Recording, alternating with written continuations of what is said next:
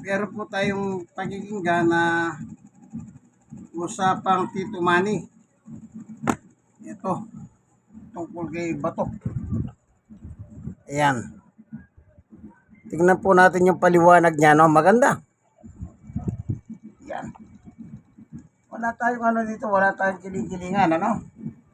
Lahat tayo pare-parehas lang dito. Pare-pareho lang tayo nabubuhay sa lupa dito sa Manila. Sa mundo. Tingnan natin yung ano po nila, suggestion tungkol sa sinabi ni Bato. Ano? Ano po, sige. Panoorin natin sa YouTube.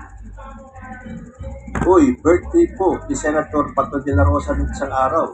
Kung di po ako nagkakamali ay January 21. Gusto man natin na batiin si Senator Bato ng happy birthday, pero alam ko deep inside him, ito na siguro ang pinakamalungkot niyang birthday kasi baka ito na rin ang pinakahuling birthday niya dito sa Pilipinas. Dahil sigurado po ako, kahit na saan siya magtago, mahuhuli po siya. Unless magtagumpay ang kampo nila ng mga DDS ni Sara Duterte na mapabagsak si President Bongbong Marcos ngayon at maiupo nila si Sara Duterte para siguradong ligtas si Bato de la Rosa. Pero sabi nga pagkahaba-haba man ang posisyon ni Bato, sa ICC din ang tuloy. May mensahe nga pala si former President Rodrigo Duterte kay Senator Bato. Dahil ayon po kay Vice President Sara Duterte, kanina nag-usap kami ni Pangulong Duterte at sinabi ko sa kanya na birthday ni Senator Bato de la Rosa. Sabi ko, meron ka bang message kay Senator Bato de la Rosa? Sabi niya, happy birthday, Senator Bato. Magpakatigas ka na parang bato. Galing sa puso kaya yung pagbati na yon o nagpapasarin sa kay Bato. Hindi kaya may hinanakit yung kanyang mensahe? Dahil siyempre kung siya ay nasa dahig dahil sa mga kaso sa kanya ng ICC, hindi nga ba at dapat nandun din si Bato para damayan siya? Dahil noon, di ba, ang lakas ng loob sabihin ni Bato na siya ay ready to join the old man. Meron pa nga siyang sinabi na kung papayagan daw na siya ang magbabantay kay former president as in siya ang magiging caregiver. O bakit ngayon? Parang wala siya talagang planong magpakita. Siya po ay magtatago as long na kaya niyang magtago. Di ba parang tinrator naman niya si Digong? Dahil I'm sure nakarating kay Rodrigo Duterte yung mga statement ni Bato na handa siyang samahan si Digong sa ICC. Tapos ngayon nagtatago siya. Naglabas niya pala ng mensahe kung si Bato sa araw ng kanyang kaarawan. Basahin ko yung kanyang statement. Here I am, alive and well, gratefully celebrating 64 years of this God-given life.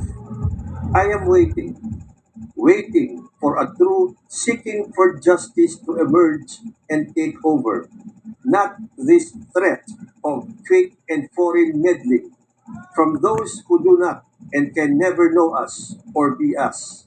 If indeed there are cases against me, then I wait for a time and a certainty that I shall be able to face these cases as a Filipino before Filipinos. Kung papayag lamang ako na ako'y huhulihin at lilitisin ng mga tao at korting banyaga, Sulat ni Bato. pinaliwala ko na rin ang pakikipaglaban ng ating mga bayani at sundalo para sa ating kasarinlan. Hindi ko sasayangin ang dugo at pawis ng mga Pilipinong lumaban para sa Pilipinas. This is patriotism. Nakakaiyak naman itong mensahe ni Bato. Talagang hindi daw niya sasayangin ang dugo at pawis ng mga Pilipinong lumaban. Parang napakalayo naman yata ng sitwasyon nila. Dahil sigurado ako, yung mga kaso ng mga lumaban para sa kasarinlan ng Pilipinas ay hindi tulad ng kaso ni Bato de la Rosa. Of course, yan na naman po ang tatak ng mga DDS, ang magpa-victim, ang magpaawa. Pinalalabas kasi ni Bato na siya ang biktima rito. Hindi po si Bato ang biktima rito. Ang biktima po rito ay yung mga napaslang sa EJK o dun sa war on drugs ni former President Rodrigo Duterte. Sabi pa ni Bato, I remain patient and composed. I remain dignified. To those who are all too eager and impatient, try flipping your script. Ask yourself, why are you excited to surrender your fellow Filipino to foreigners? Where is your moral fiber? Why are you the first to applaud the collapse of our sovereignty? I wait too for your change of heart. Wala pong mangyayaring change of heart, Senator Bato. Huwag mong sisihin ang taong bayan. Ang sisihin mo yung sarili mo at pumayag kang maging kasangkapan ni Digong sa kanyang war on drugs. Tayo po ay naging miyembro ng ICC. So during that time, tayo dapat ay magpasakop sa kanilang mga batas. Yung ginawa ninyong krimen ay nasa ilalim ng crimes against humanity. So bakit parang kasalanan pa ng taong bayan kung sila ay gustong makita ka na sagutin ang mga kaso mo sa ICC? Bakit sasabihin mong handang-handa kang humarap dito kung may mga kaso ka man? Wala kang ang kaso eh. Ang kaso mo nasa ICC. So kahit sabihin nyo na hindi na tayo miyembro ng ICC, ang hinahabol ko sa inyo ay yung panahon na tayo ay miyembro pa. Huwag nyo nang ilihis, huwag nyo nang paikot-ikutin ng istorya dahil alam po namin na may nagawa kayong krimen nung time na tayo ay miyembro pa. Hindi naman hinahabol ng ICC yung mga krimen na nagawa ninyo kung meron man after na tayo ay kumawala sa ICC. Hindi mo rin kasi pwedeng takasan yan dahil kahit kasi Digong mismo itinuro ka na miyembro ka ng DDS or ng Davao Death Squad. Yun mismong amo mo ang naglaglag sa'yo. So ngayon, hinahabol kayo ng ICC, kasalanan pa ng mga Pilipino kung bakit gusto namin na makitang harapin mo ang kaso mo. Dahil kung wala ka talagang kasalanan, edi patunayan nyo sa ICC. Hindi naman automatic na kapag kayo ay kinasuhan sa ICC, kayo ay guilty na. Hindi po ganun ang batas kahit naman sa Pilipinas eh. Although dito, mahihirapan po talaga kahit na nga si Digong eh. Kung dito siya nilitis, siguradong absuelto kagad siya. Sino ba ang mga nakaupo sa Supreme Court? Hindi ba mga tao ni Rodrigo Duterte? Kaya nga gusto ninyong dito kayo litisin eh. Dahil alam niyo pag dito nagkaso, wala, lusot kayo. So sa lahat na nakaalala at bumati, sa lahat ng mga patuloy na sumusuporta, nagdarasal at nagmamahal, maraming salamat.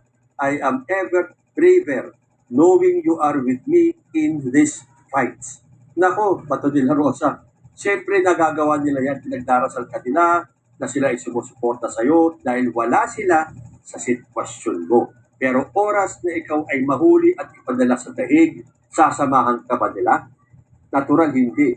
Kung ikaw nga sinabi mo, ready kang samahan si Digong sa ICC. Pero ngayon, nagtatago ka. Tapos kung ano-anong dahilan ninyo, meron ka pang kasarilan na masasayang yung dugot pawis at kung anuman ang mga pinaglaban ng iyong mga ninuno, hindi kami madadaan sa ganyang mga drama. Meron ka daw nagawang kasalanan, kung para sa'yo wala, umarap ka. Pagtatapos ni Bato, on my 64th birthday, I make this wish. If I may be permitted, that the Philippines will once more be restored to true nationhood, one that demands that justice be served right here, on our shores, in our courts. Justice that requires us to stand tall and proud as Filipinos. Nothing more, nothing less. There's a moment before Ng araw ng luwalhating pagsinta, buhay ay langit sa piling mo. Pagwawakas ni Senator Bato de la Rosa. Alam mo yung wish mo ba to na sana ay mabalik muli ang totoong nationhood sa Pilipinas? Bumalik na po. Nationhood na sinira ninyo nung panahon ni Digong. Sa ilalim ni President Bongbong Marcos, bumalik na po ang sinasabi mong true nationhood. Huwag mo na kaming daanin sa mga dito dapat litisin, dito sa ating korte, dito sa ating justice system, dahil hindi po uubra yan. Ang gusto po ng mas nakararaming Pilipino, tulad ni Digong, harapin mo itong kinakaso sa iyo. At kung talagang wala kang kasalanan, edi makakauwi ka ng Pilipinas scot-free at malinis ang pangalan mo. Kung hindi, Nako, ilang taon ba yan? 30 years ang pinakamahabang sentensya. So si Pato hanggang ngayon hindi pa 30 years. sumisipot sa Senado. Pero hindi nga ba dapat hindi na pinapasahod si Pato de la Rosa dahil hindi niya nagagampanan ang kanyang trabaho kahit na sabihin pa niya Amy Marcos na kahit na nagtatago si Pato de la Rosa, nagagawa naman niya ang kanyang trabaho. Dahil meron namang staff, may mga tauhan naman si Pato de la Rosa sa kanyang opisina. Aba, dapat ganyan na ang gawin ng lahat ng senador. Paubayan nyo na sa mga staff ninyo, sa mga empleyado ninyo, ang pagpapalakad ng inyong mga opisina dyan sa Senado. May sinabi pa si Ivy Marcos na kung meron daw warrant, ipakita daw. Kasi parang wala naman yata eh. Sabi niya gano'n eh. Okay, kung wala pala Ivy Marcos, bakit nagtatago si Bato? Malay mo nga kung pinablock lang siya ni Remulla. Tinatakot lang siya, nagpatakot siya. Ang tagal na, di ba? Bakit hanggang ngayon wala pa yung warrant of arrest? Hindi pa kinukonfirm na kung meron na. O, di malay mo, wala naman talaga. Pinapakita lang ni Bato na duwag siya. Na yung tapang-tapangan niya dati ay isang front lang pala. Tulad ng maraming mga DJs. Ang tatapang, ang yayabang, pero pag andyan na sa battlefront, umuurong ang mga buntot. So, okay lang para kanila Amy Marcos at kay Robin Padilla na hindi pumapasok si Bato sa Senado. Uy, pero teka muna, nagtatago si Bato pero nakapirma siya doon sa minority report nila Amy Marcos at ni Rodante Marcoleta. Ang galing, ano po? Sa bagay, yun, yung pirma niya yun, may bayad na yun. So, to the rescue, yung kanyang partner. Hindi ba kung merong Batman, merong Robin. Dahil yan po ang dynamic duo, si Batman and Robin. Dito sa atin, si Batman and Robin. Dahil pagtatanggol ni Robin Padilla hits back at critics of Bato de la Rosa's absence. He is a senator of the Filipino people, not of the Senate building. Alam niyo, tuwing kumakana ito si Robin Padilla, puro comedy ang lumalabas sa bibig niya. Si Bato de la Rosa daw ay senador ng mga tao at hindi siya senador ng Senate building. Bakit pa kayo nagtayo ng Senate building? Ano ba ang purpose ng Senate building? Di ba para doon magkita-kita, mag-meeting-meeting, gumawa ng batas o kung ano man ang dapat talakayin ng mga senador na binoto ng taong bayan? At ang pinakatrabaho nyo ay nasa Senate building. Hindi naman kayo lumalabas sa taong bayan eh. Sakalang kayo lumalabas at tumaharap sa taong bayan tuwing eleksyon lang. Pagkatapos ng eleksyon, mas madalas andyan lang kayo sa Senate building. Dahil yung pong Senate building na yon ay yung lugar para gawin ninyo ang trabaho ninyo, Robin Padilla. Yun po ang inyong workplace. Pinagawa ng taong Yung Senate building pinagawa ng taong bayan yan mula sa tax. magkaroon kayo ng magandang opisina. Sa bagay, siyempre, kaya nga meron sidekick si Batman para ipagtanggol siya ni Robin. Ito pa, sabi ni Padilla, bakit po ba mainit kayo kay Senator Ronald Bato de la Rosa? Hindi po yan police patola.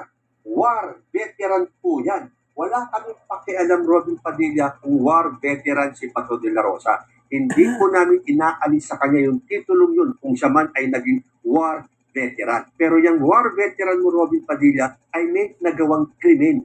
At siya ay may arrest warrant. Di umano wala pa kasi. Pero sa inaasta ni Bato de la Rosa, sigurado ako na may nakarating na sa kanya na talaga at totoong may warrant of arrest. Dahil kung wala at haka-haka lang yan, lilitaw yan.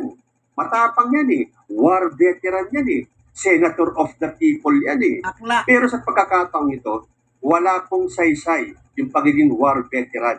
Kahit na ba ikaw ang may hawak ng ginto sa pagiging war veteran, kung meron ka namang dapat haraping kaso, dapat panindigan mo ang pagiging veterano mo. So kay Robin Padilla, nung sinabi mo na pag hinuli si Bato, isama ka na, di sumama ka na. Hihintayin namin yung sinabi mong yan, na kapag hinuli si Bato, sasamahan mo siya. I am sure, hindi mo gagawin yan. Kung si Bato nga, sinabi niya, ready siyang samahan si Digong sa ICC. Bakit ngayon? Nagtatago siya. Ganyan din sigurado ang gagawin mo. Oras na lumabas yung warrant of arrest ni Bato de la Rosa at mahuli siya, tingnan natin kung magagawa mo yung sinabi mo, hulihin ka na rin. So, para kay Bato, nung sinabi niya, kung meron talagang kaso, mga tunay na kaso, laban sa kanya, handa siyang harapin. Ano ang tawag mo sa mga kaso sa ICC? Laro-laro? Moro-moro? At panghuli, ito po ang mensahe ni Senator Robin Padilla kay Senator Bato de la Rosa. Isa kayong inspirasyon. Nagbigay ng mensahe si Senator Robin Hood Padilla kay Senator Ronald Bato de la Rosa para sa 64th birthday ng huli noong Miyerkules, January 21. Sabi ni Robin Padilla, maligayang kaarawan, Senador Bato de la Rosa. Isang karangalan na makasama at makatrabaho ang isang leader na hindi natatakot manindigan para sa tama. Sabi sa inyo, kapag si Padilla ang nagsalita, may tama po talaga. Karangalan daw niya na makasama May ang tama isang ka. leader na hindi Robin. natatakot pero nagtatago. Dagdag pa ni Robin Padilla, sa bawat laban, kita ang tapang, malasakit at tunay na hangarin na maglingkod sa bayan. Ay, napaewan ko sa iyo. Kayo po, anong masasabi niyo rito sa tandem ng Batman and Robin? Comment lang po down below and I will see you in my next video. So, maliwanag ito. Napakagandang paliwanag po ni Tito Manny. Walang labis, walang kulak kung ano yung mga sinasabi nila. Binanggit niya lang. Pinagkita niya. O ngayon.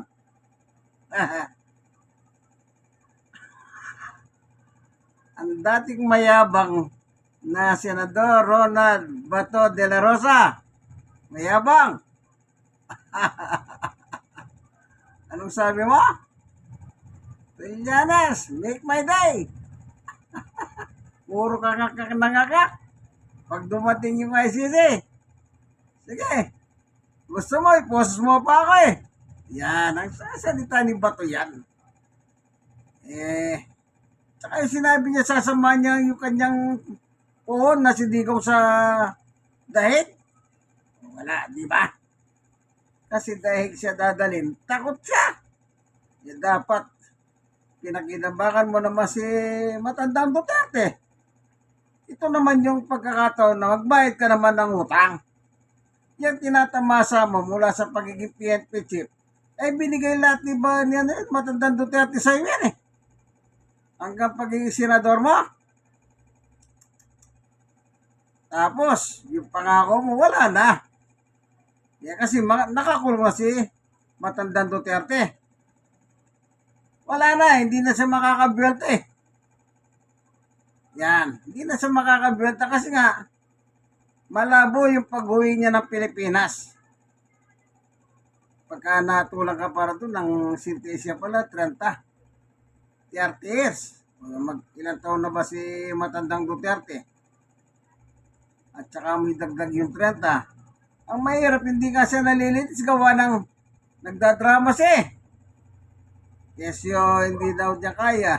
Anak ng teteng naman oh. Sabi nga ni Bong Revilla, anak ng teteng. Ayun. Nakakulong na rin si Revilla. O siya rin ano yan. Tao ni Duterte yan.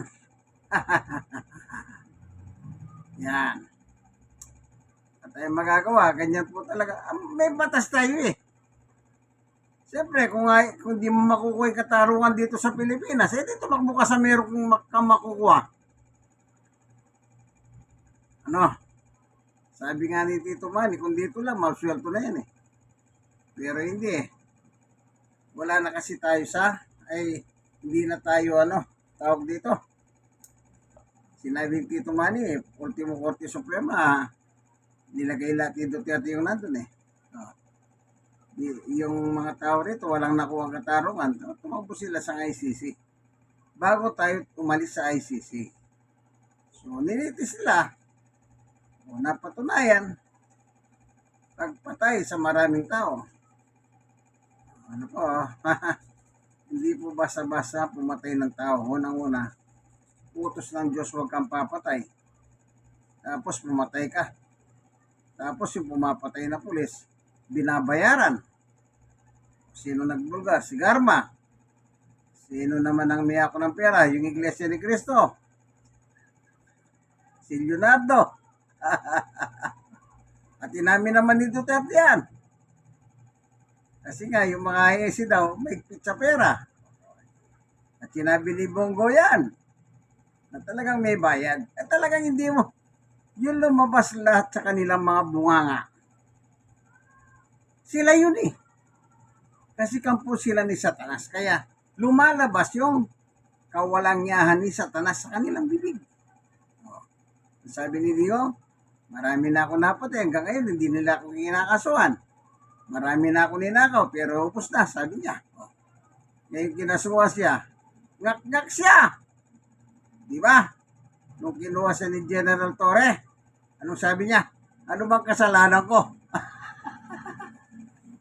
Ano daw kasalanan? Yung mga pinagbagig ng magnakaw, pumatay. Hindi niya ata maalala na upset-minded yata siya. Ayan. Yung mga taga Davao pala, hindi naman talaga totoong matapang. Talagang, sabi nga dito, yung buntot na bahag. si Bato. Wala pa naman pinakikitang warat, ba't siya nagtatago? Inumutan siya, magpakalalagi siya. Meron pa sinasay patriotism. Hoy, Bato! Tumigil ka! Alam mo pa naman yung salitang patriotism, hindi mo naman alam ang kahulugan niya. Yan ang totoo. Kung totoo kang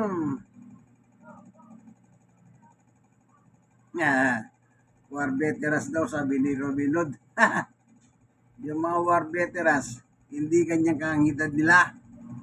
Yung iba nga patay na, yung iba matatanda na. Yung si Bato, war veterans daw. Ikaw, Robin Hood, gumawa ka na lang pelikula. Sayang lang ang bayad sa'yo ng taong bayan. Wala ka namang ginagawa dyan, kundi umipo ng balbas, bigote. Nakakadismaya. Tiring, sabi niya. Tapos kumakain lang. Pag magsalita naman, wala sa topic. Sabi ko, ano ba ito? Wala sa topic. Sige nga, dito na lang. At least nalaman nyo yun. Kay Bato, ano? Si Tito Manny yun. Inano lang natin siya dito sa, ano. Salamat, Tito Manny, ha? Naka bagi kami ng idea. Kahalaman, buhat sa'yo. Kardia sa sulpong. Dito na lamang, ano? Ito po ang programang Ang Katotohanan laban sa kasinungalingan ng Diablo. Thank you for watching. Bye-bye. Bye.